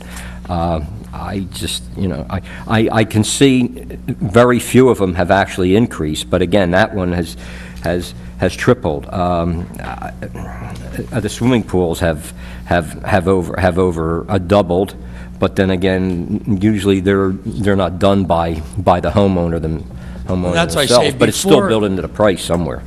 The swimming pools weren't doubled, they were simplified, because before they were charging for Okay, you were saying, yeah. every device, every motor, every nickel and dime thing they So could every find. switch, every control panel, plus the motor, so yeah. it could be 3 or 4 And- different items. And this third-party inspection agency, they don't want to do that. They want to just come up with, here's the fee, it's for 2 inspections, they go out, check your bonding, make sure everything's right, and they do your final. Yeah. They don't want to... Mr. Clark. Partially what I'm getting at is if we're paying an outside company to do the inspections, we're basically giving them a pay raise. They're charging us. Because what we're doing is we're paying them anyway. Some of these things, we don't even get paid for. So we were paying them anyway, so we were losing money on them. The other things is they simplified and put everything into two inspection instead of hitting them for every little nickel and dime in them to actually probably come out with a fee higher than this. You know, I really believe they're a pretty fair company. I really like them, and they're pretty fair to everybody. I mean, they have to make a living. They know we have to make a percentage to cover our cost of plan review and, you know, the secretaries and paperwork. But he's very fair. They're not out looking to make a lot of money. But, well, again, I know what you're saying. I'd like to see something done with the residents. I want to ask Mr. Clark a question, because, you know, listening to Mr. Zupka's suggestion here, the basic fee, like you had pointed out, minimum fee $75. That would be for, you know, whether you're going to a house, Mr. Bennett, to a house, to a business, to AE Polysilicon, $75, period, right? And then you're building everything else on top of that. Would we be able to, Mr. Clark, do a sort of a split? You know, residential would be a one minimum fee versus commercial residential, or commercial industrial being a higher fee? Is that allowable, or? You are allowed to differentiate between businesses and residences. We do it on a number of things, as long as it can be justified. As long as you can point to specific facts, like Mr. Bennett is saying. If the fee for commercial is a $75 initial permit fee, and we can justify the fact that commercial takes more time, and therefore that's the reason why we're charging a higher rate, we're able to do that. We can't just do it because we think we can, if you were going to say we can make more money off the commercial than off residential, you're not allowed to do it that way. As long as we can point to specific reasons why we believe that the commercial rate has to be higher, we're permitted to do it. Okay. All right, so the board, I guess, has the option at this point, and this would be relatively easy to do right as we're sitting here if this was desirable. And I think it probably makes sense that, you know, and then sitting next to an electrician here, and I see at least one more in the audience, that, you know, that having, you know, going to a residential area, you're probably not doing as much work as if you're going to, you know, a new supermarket, if you're going to a new restaurant, if you're going to a new factory. Would we want to do a minimum fee for residential at $25 and then make the $75 minimum fee for everyone else, for commercial and industrial? Right. Is that acceptable? That part Mr. Bennett, is that? Sure, that's fine. And it would be much easier to get into a residence. You know, you go, you knock on a door, somebody's there. If you go to a commercial job, you might have to find a manager or, you know, somebody to take you out and show you. Right. A lot of times you have to sign in, show ID. It takes a lot longer. of time. Right. Well, and this might seem like a small point, but a residential plus 50 cents a fixture, you know, why charge them per fixture? They put one in or they put 20, and you're going to walk through the house and plug it in and see if they got the ground. And I guess time to check them. I know, but it's, you know. And it's, you know, that's what I'm saying. The fees are comparable to other townships. I don't feel they're out of line, you know, and that has always been in there. That's not something we Oh, added. I'm not saying it wasn't, but it's, you know. I know what you're saying. Yeah. It seems like 50, 50, 50. Yeah. There's $1.50. Okay. All right. Any other comments or questions regarding the fee schedule for Mr. Bennett before we open up for public comment? Just one question. When you go in a house and you check the outlets, and please don't take this as I'm being sarcastic. Okay. You buy the little tester with the 3 lights, you know, at Home Depot for $5, and you go around, plug it in. If the lights come up the way it's supposed to, That would be the test. on a use and occupancy where, but on an addition, the electrician, he would review the plans, then he would go out, he would check the rough inspection, check the wire, all the grounds to make sure it's all secure. Then he goes back another time and does the final inspection. Okay. So there's more to it than, you know, it's just sometimes it's more than that. Right. Sometimes there's more involved. Yeah, it's more to it than just plugging a tester in. You're actually looking at the electrical box. Right, and then if they fail the secure. inspection, we don't charge them to go back out. So there's no we reinspection charge? We just go out and... Okay. Okay. Thank you. All right. Okay, any other comments or questions? Well, I want to, Mr. Dent, since you're, sir. since you're in this field, not an inspector, but electrician, what do you really think about this? I think it seems pretty fair to me. I mean, I'm looking at the old fees, it didn't go up that much. I know a lot of them really haven't. Yeah, no, it doesn't seem unreasonable. And I know I built a pretty good-sized addition on my house a couple years ago, and I didn't think anything was out of line with the prices I was charged for inspections and permit fees. Thank you. Okay, all right. Yeah, thank you. Okay. All right, any public comment needed? See one hand, motion to open public comment? So moved. Second. All in favor? Aye. Opposed?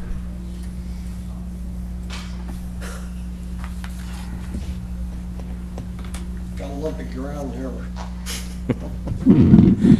Hey, Gallus Herbert again. This does not have anything to do with the fees that are being charged. It's a matter of procedure. I noticed that Mr. Zupka had to wait to get copies to find out what the changes were. And this happens in townships, it happens in school boards, the same thing.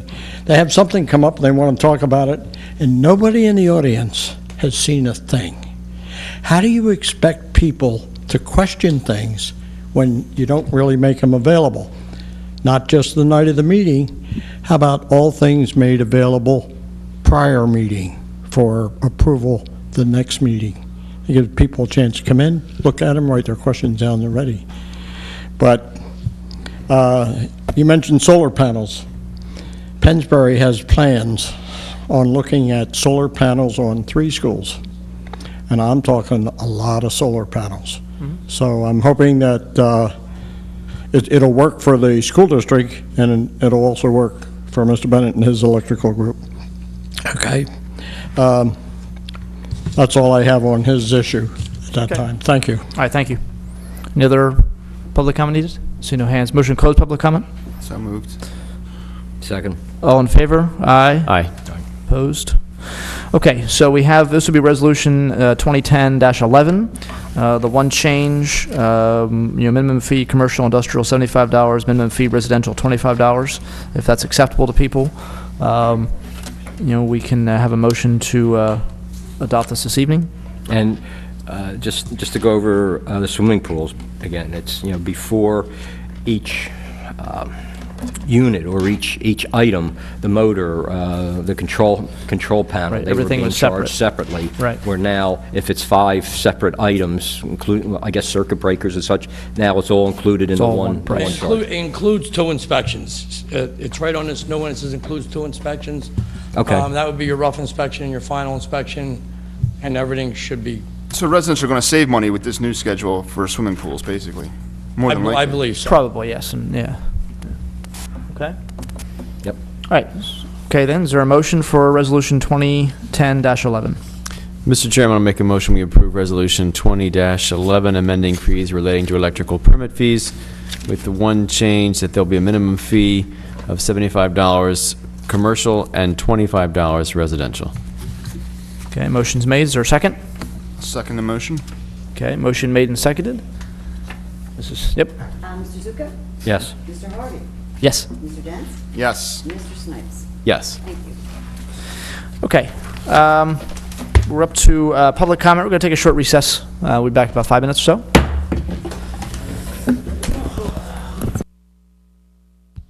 The chairman has recessed the meeting. We will return. This is the Falls Township Governmental Access Channel 22 on the Comcast Cablevision and Channel 40 on Verizon Fios. Let's call our meeting back to order. Just about, it's like 8:58 up there. We're at the public comment portion of our meeting.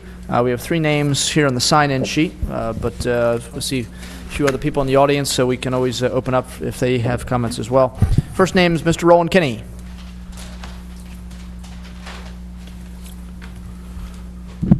Roland County, Falls Township. I want to thank our Lord first for not taking no firemen or policemen home from our township. There was 161 police officers killed in the line of duty throughout the United States. I don't know how many firemen, but we were lucky. We didn't lose one. And those who watch this program at 10 o'clock, get off the couch, get out of your bed, get out of your easy chair, and get out and vote tomorrow. If you're registered, vote. Whether you're Democrat, Republican, or Independent, vote. I was going to answer Dorothy's question about, she wanted to know how you guys got elected. I wanted her here, but I usually say things that everybody hollers at anyway. But my first person I'll talk about is Mr. Snipes. Many years ago, I heard he was running for the board. And I went to the people of Addenroe and asked them, you know, we have a young man here, his family dates back to 3 Arches, as far as I know. And I think he'd be a good person on this township, to run this township. So I asked them, their families, their friends, their families' friends, to vote him in. I don't know if we helped, but he got elected. Next, Bob Harvey and Jim Popiak ran. And we did the same thing. I don't know if it helped, but they got elected. And I don't know, was that the year Mr. Zucker ran, but I backed Phil. I went around door to door, putting posters up and everything. I don't know if that helped, but Phil got elected. And Mr. Dents, he's the only one that I know did it himself. He's the only man I never heard a word out of, and he got elected. He never said a word. He put himself on the Democrat and the Republican. Smart man. I like him. And I commend him for not dropping a dime when whoever was in the audience that did the gesture that he got caught reacting to. But I commend him for that. Keep it up. God bless you. Good night. Okay. Mr. Kinney, just real fast, I didn't have an answer. Last meeting you had some comments or had some questions about the Pathmark building, and I told you I was going to contact the owner. I did talk to him actually today and spoke with him about the situation. There is a company that's going to come leasing part of that building. They're in the process of finalizing the lease. It's taken longer than he wanted it to. He blamed lawyers, but of course, you know, that's it's typical. Yeah. Well, they're cleaning it up. I seen them up cleaning out the back, but it's still got all them skids, and that don't belong to that guy. That belongs to the nursery guy. Well, they're actually related. They are actually the father of the overall place. The son actually runs the nursery, and so he did comment on that they're trying to work to clean that up, and they should be having that cleaned up pretty soon. And the leases they're working on the lease, and they expect to start really getting a lot of work done and having a new business in there within the next few months. Good. They look like they were working on it the other day. I seen them. Thank you. Good night. Thank you. Okay, Ed Mathias.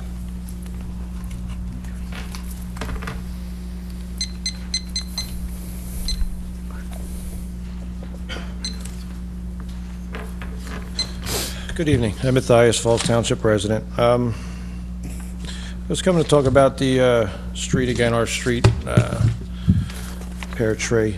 They were out today. They did some more work to mine and my neighbors, and I spoke to Mr. Sullivan, and still got a couple of things to work out, but hopefully that'll get taken care of soon.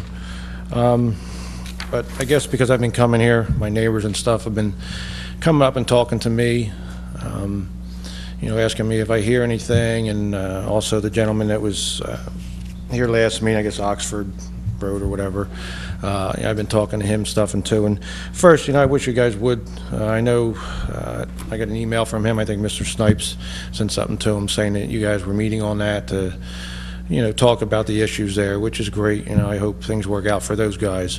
But my question is, again, my street. Just out of curiosity tonight, I just went around a couple neighbors, not ones that talked to me, but other neighbors, and I just made a little thing up. I asked them to, if they had any issues, with the work that was done, if they would, put their name down and, write down what they had. And I went to, I guess, 7 people. 1, 2, 3, yeah, 7 people, counting myself, 6 people. And every one of them had an issue. And, 7 out of 7, I didn't go any further. I had a, relative's birthday party to go to, so I didn't get to, keep going. But if we have 7 out of 7 people, that have issues, I went to pick my son up from the bus stop today, and it was nice, so I walked down. As I'm walking down, I'm just checking out, some of the islands and stuff. When I say by islands, I mean the grass strip between the road and the sidewalk. And some are all right, and there's a couple that are nice. That's because the people pretty much did it themselves. I guess they got, tired of waiting, but most of them are bad. I mean, there's some that there's tire tracks in, they were never done right, and I just feel, I feel bad, for some of these. Some of these are, older citizens of the township, and they're not going to get out there and, fill in the dirt and all that. And I just feel for the money that we paid, this should be done right. It's not even, the street was bad before. The islands weren't bad. Some of the sidewalks were. I know they replaced the sidewalks, but this is a lot worse it was now than before they started. Not street-wise, but, everything from the street out. And this is something where, Mr. Harvey, you want to come down, meet me one day, I'll walk door to door with you, and, the people that I know have problems, and we can just keep going down, because I know there's a lot of people I haven't even talked to on my street that I know, have problems. And, I just feel that, this is something that should be corrected. I know there's a couple pieces of sidewalk that are supposed to be replaced across the street from me. I was talking to my neighbor today, and we just happened to be looking across the street, and the one sidewalk across the street that wasn't replaced looks like the sidewalk is actually lower than the curb. And we were told that it's going to be built up so everything run down towards the street. I know across the street from me, matter of fact, one of the gentlemen here that signed this, there's all new sidewalk, and they left 2 old pieces and an all new sidewalk again. And where the 2 old pieces are is where all the water puddles up. Now, I know, I've been told that, General Asphalt, who did it, they have so much time to do it and all that, but I just feel plenty, enough time has gone by, and this is something that we shouldn't have to keep waiting on and, keep hoping, one day we come out there and it's going to be fixed. I don't know where General Asphalt is now. I don't know if they're working on anything for the township or whatever the case may be, but, as the township supervisors and stuff, I feel somebody should have went out there by now to actually, check this and, and talk to the people and see what they feel about it, and, get their reactions, and, maybe, you'll see what we're talking about. But, I know my street, we try to keep it pretty nice. Pretty much everybody on the, takes, on our street takes care of their property. And it's just, it's disheartening when you come out and you see, people, I mean, the kids play, they trip over the curb. There's, some spots, there's like an inch and a half gap from the grass up to the curb, which it shouldn't be like that. If anything, it should be level, if not a little higher. And it's really, like I said, I walked to pick my son up today, and really there's nowheres like that. One yard had it, and that's because the gentleman did it himself, because he basically got tired of waiting. And I just feel, somewhere along the line, somebody's got to step up here and, make General Asphalt, fix their mistakes and get this taken care of, because I feel we waited long enough. Okay. All right, Mr. Okay, thank you. Mr. Sullivan, the General Asphalt's in the maintenance bond period for 2008? Not yet. Not yet. All right, so they're still in punch list. Yes. All right, Mr. Mathias, if you have a list there of houses and problems, Mr. Sullivan, you kind of, would you give them to him, and he can have somebody go out and take a look and see what it is, see what the issue is. Okay, Gal Sobert.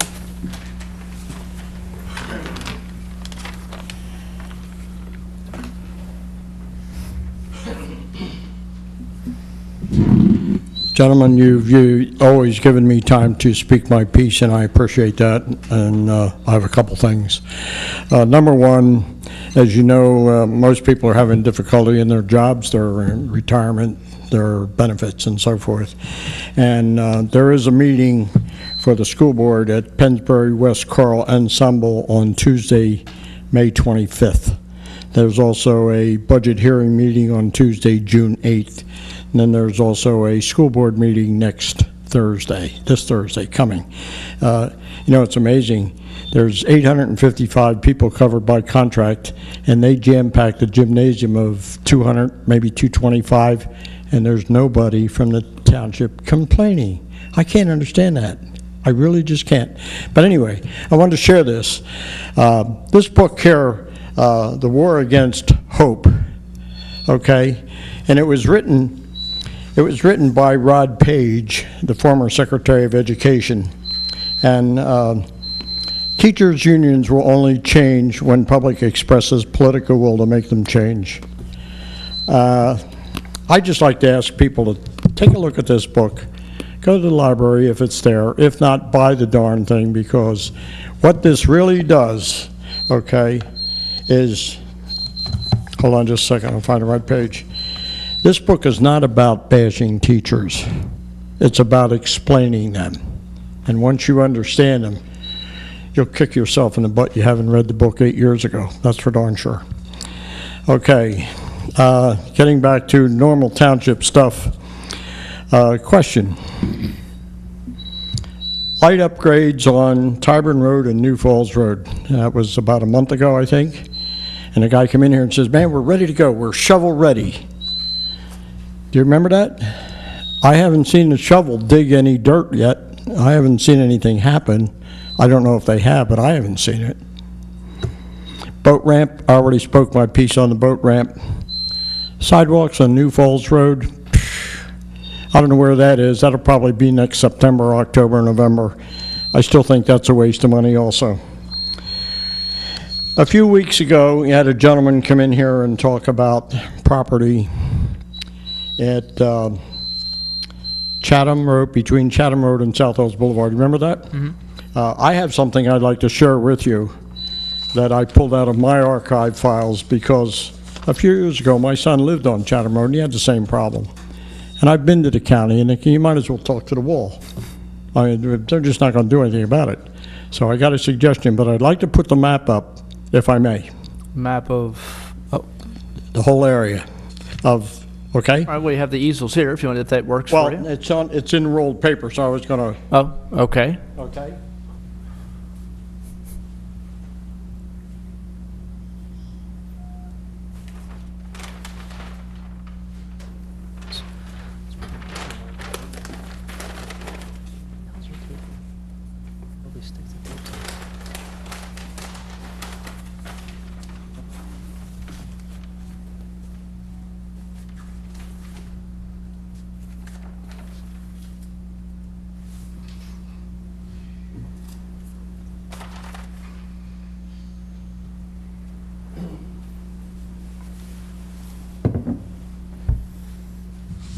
Hope it don't pull the wall down.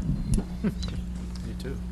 This is a map that I obtained many years ago when they were putting in the ditch behind my house on Hanford Road. The area that the gentleman was speaking about was this area. This is Chatham Road, and I believe this gentleman lived right here. The blue area, if you can make it out, represents an outline of where the drainage water is. The orange represents some of the stormwater drains that feed this area. There's quite a bit of water running down there.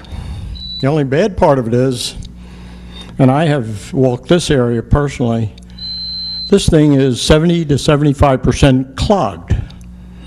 Well, you got to unclog it, and you have to drain it all the way back to Queen Anne, go under the bridge and into Lake Caroline.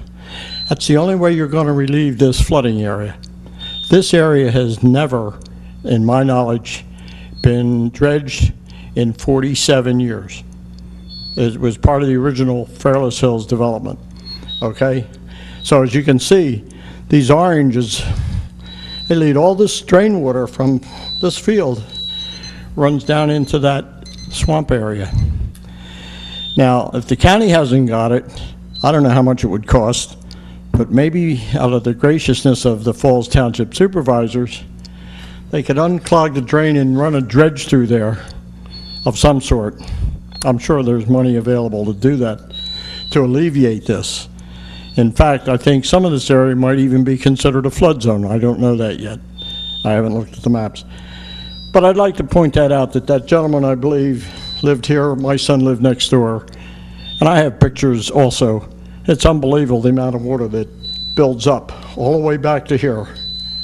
And it can't get out because from this bridge back is full of silt.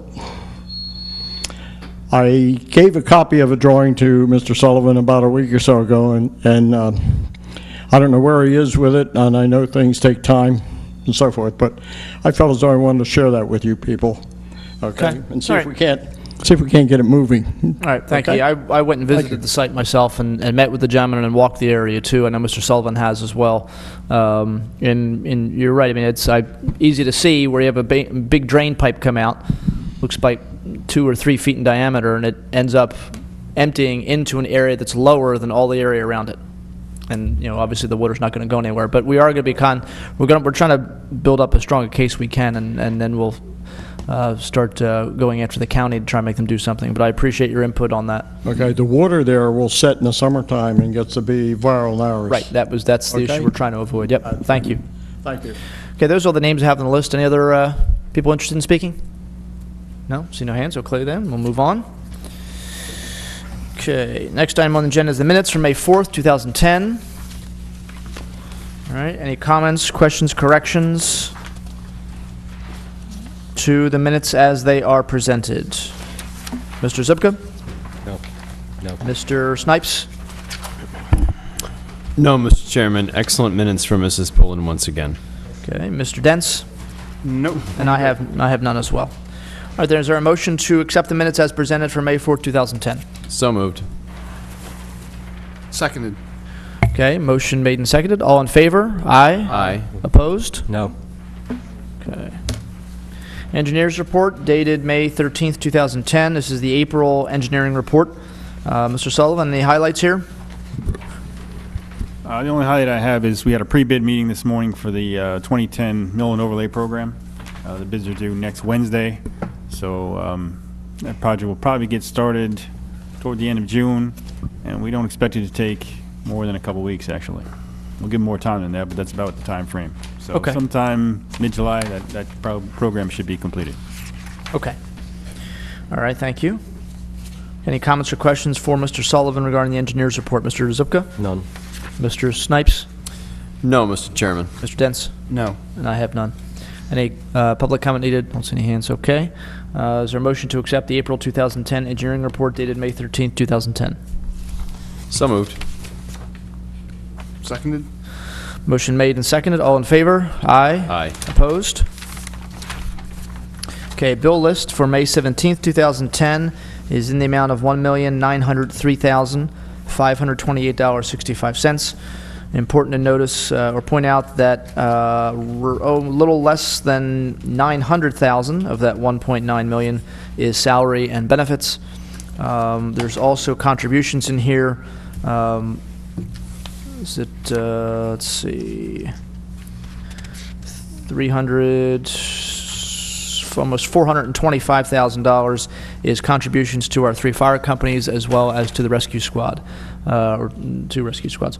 And so that's takes us to about 1.3 out of the 1.9 million comes down to salary, benefits, and contributions to the rescue squad. Another $19,000 for the pool, and we also have our post-retirement health benefits. We mentioned earlier pensions with police officers. We also have retirement benefits for those police officers who retire, health benefits that are paid to them twice a year, once in May, once in November. And so this bill list has payments to those 25 gentlemen, I think they're all men. Yeah, 25 gentlemen who have retired from the police department at some point over the past few decades, and so there's quite a bit of money in there as well.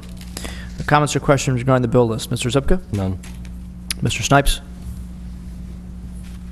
Yes, Mr. Chairman. Just a question for the manager. Given the budget that we approved for this year, is there anywhere where, not specifically with this bill list, how are we doing in terms of our budget? Are there places where there are savings or less expenditures than you were expecting, or more income that we're expecting in general? In general, I think we're probably, without reviewing the information offhand, we're probably close to where we projected. I think we're probably okay. I can review the information more specifically and get back to you on that. I'd be interested to know. Sure. Thank you. That's it, Mr. Chairman. Okay, Mr. Dents? No. All right, I have none. Comments or questions?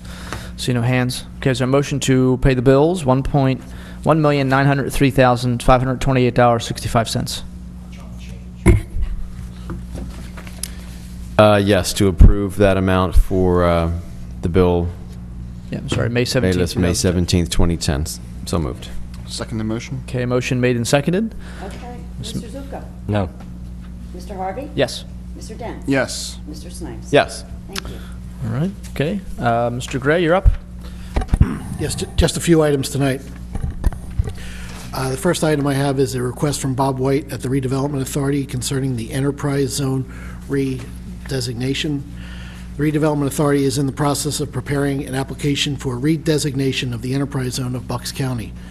One of the requirements of the grant application is that each of the member municipalities adopts a resolution in support of the submission of the grant application. Various other municipalities are also asked to consider this resolution. At this time, the board is asked to consider this resolution authorizing submission of an application for designation of an enterprise zone on behalf of Falls Township. Okay. I guess the obvious question, Mr. Gray, is what's the benefit of an enterprise zone? What's exactly... I'm sorry? I'm sorry, the benefits of an enterprise zone, what is an enterprise zone and why is it, I guess, important? It will help out the businesses within the township, give them some breaks, and to help them be more successful. Okay. All right. All right. It does include, as you have here, Bensalem, Bristol Borough, Bristol Township, Falls, Marsville, Pendle, and Tullytown, are the areas we're looking for. All right. This would be 2010-12? Yes. Okay. All right. Thank you. Comments or questions regarding the authorization of submission, just support, basically, for the enterprise zone? Mr. Zupka? Now, this enterprise zone, how much it takes in all of our township? Or just specific areas? Specific areas. And what are the areas? Or we don't know, we don't know yet? I have those. I don't have those available. I could let you know those tomorrow. And it is for existing businesses or both? And new ones and existing? Existing and new ones that would come online. Okay, thank you. Mr. Snipes? How long has the enterprise zone existed, Mr. Gray? Approximately. Maybe 10 years. 10 years. I want to say. And this is a state program or a federal program? I think it's a county program. Just a county program. Okay. That's all. Okay, Mr. Dents? And you said this doesn't cover the whole township? I believe there's specific areas within the township. Within the township.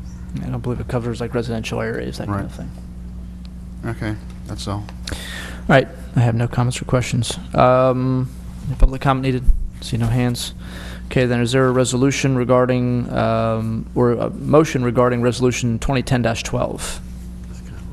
I'll make a motion to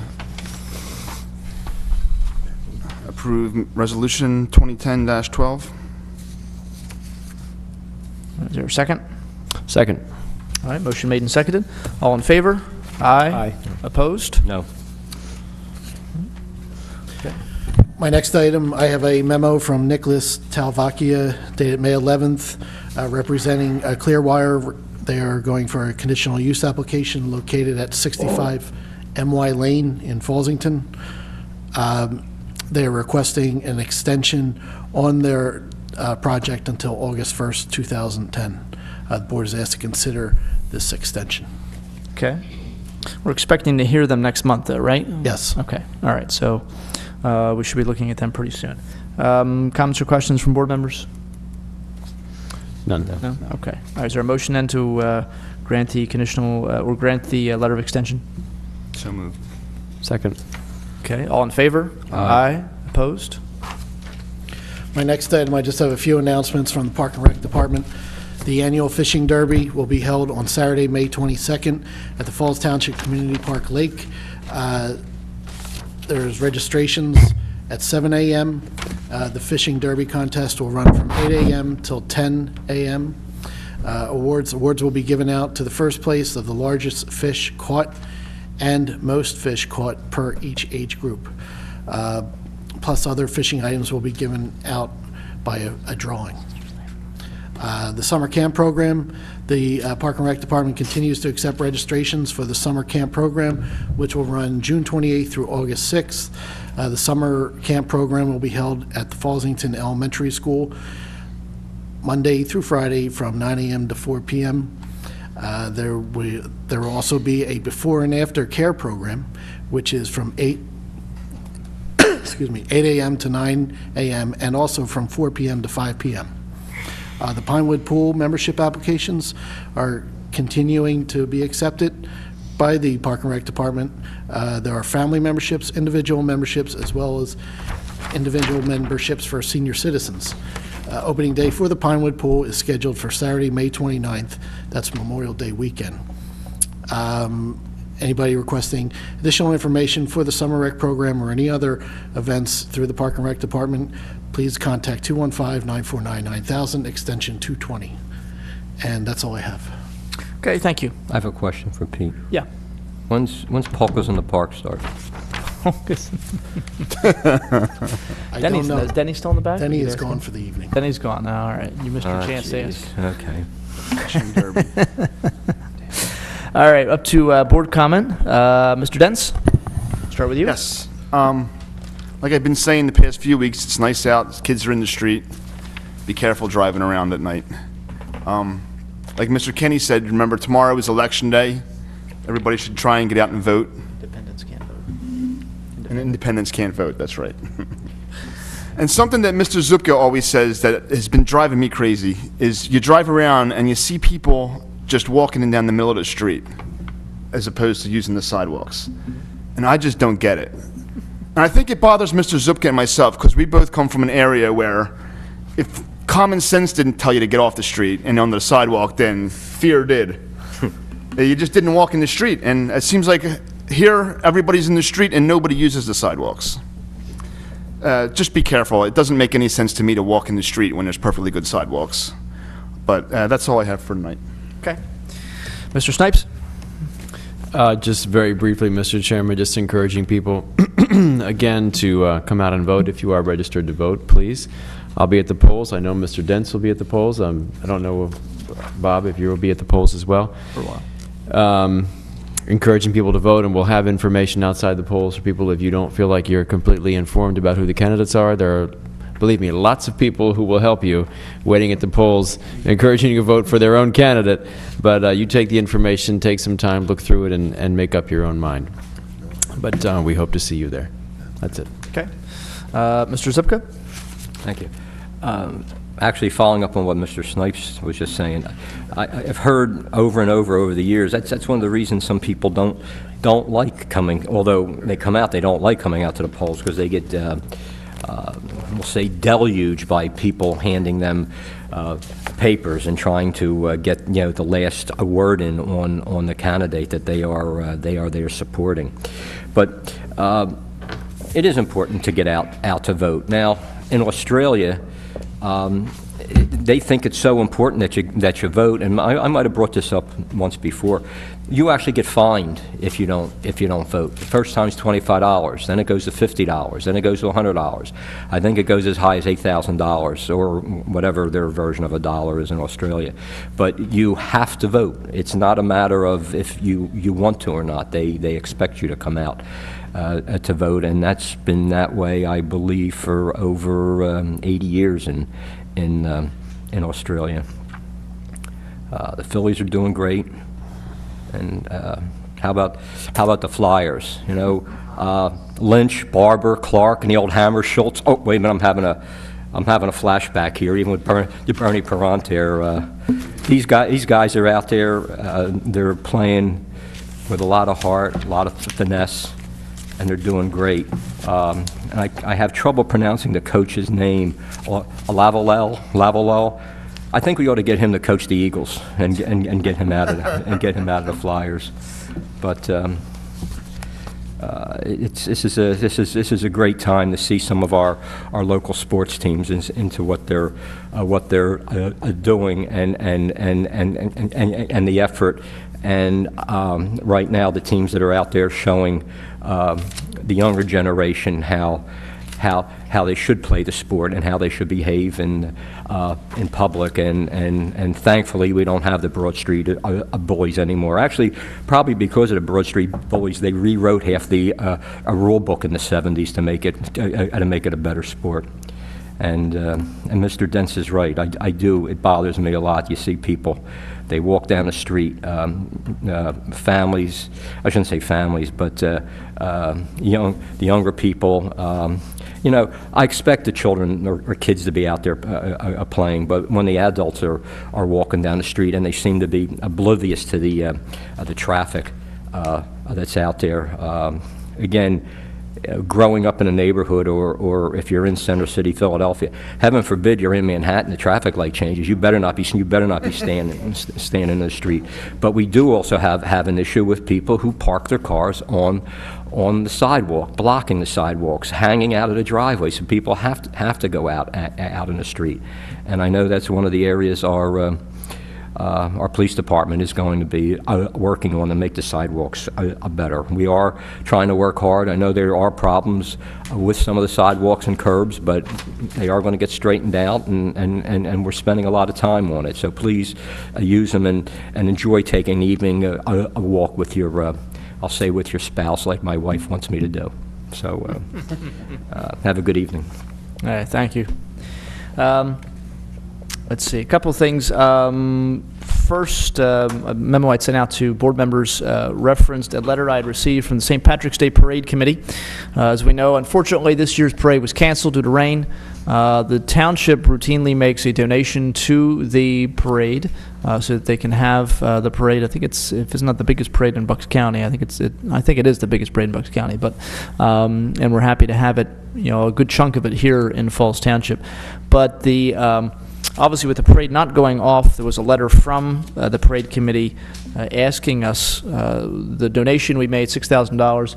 Would they prefer that, would we prefer that they hold on to that? We just won't give them the donation next year, or do we expect to have them, I guess, send it back to us and we'll give it again to the next year?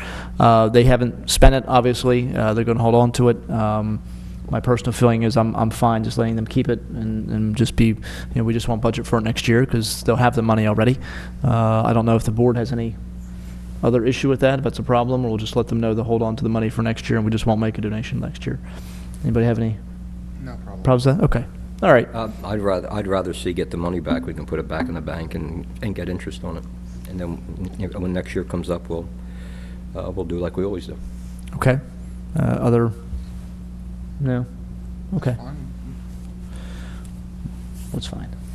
Whatever you just want to do, yeah. All right, Mr. Snipes, comments or any thoughts, or? Mr. Zupke, your suggestion is to allow them to have it and earn the interest on it, just leave it next year, or did you want them to send it back to us? Send it back.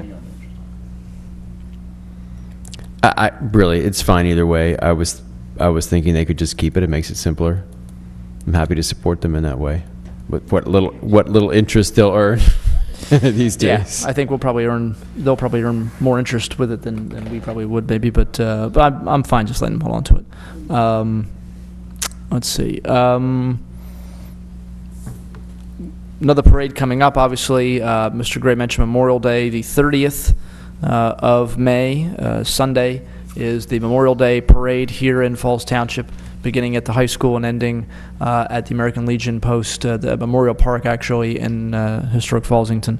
It's always a nice parade. It's always a good time. The weather's been pretty cooperative the last few years. Not too hot and sunny, but not too bad. And just remind people what Memorial Day is. Obviously, we have Veterans Day in October to honor all those people who served in any branch of the service, whether it was war or peace, at any point in our history. Memorial Day is more specific in referencing and honoring those who did not come home, who paid the ultimate sacrifice. Again, going back, to to the Lexington Green, all the way up to Afghanistan and Iraq. And so we want to pay special tribute to them, to remember their sacrifice, and hopefully live our lives in a way that makes their sacrifice worthy. That's why you should get out and vote. 'cause Yes, that's excellent. People gave their lives so we could do that. It's an outstanding point, Mr. Zupka. Thank you. It's an outstanding point. With that, I thank the board members and professionals for an excellent meeting, and I'll look for a motion to adjourn. Make a motion to adjourn. Second. All in favor? Aye. Aye. Opposed? Thank you.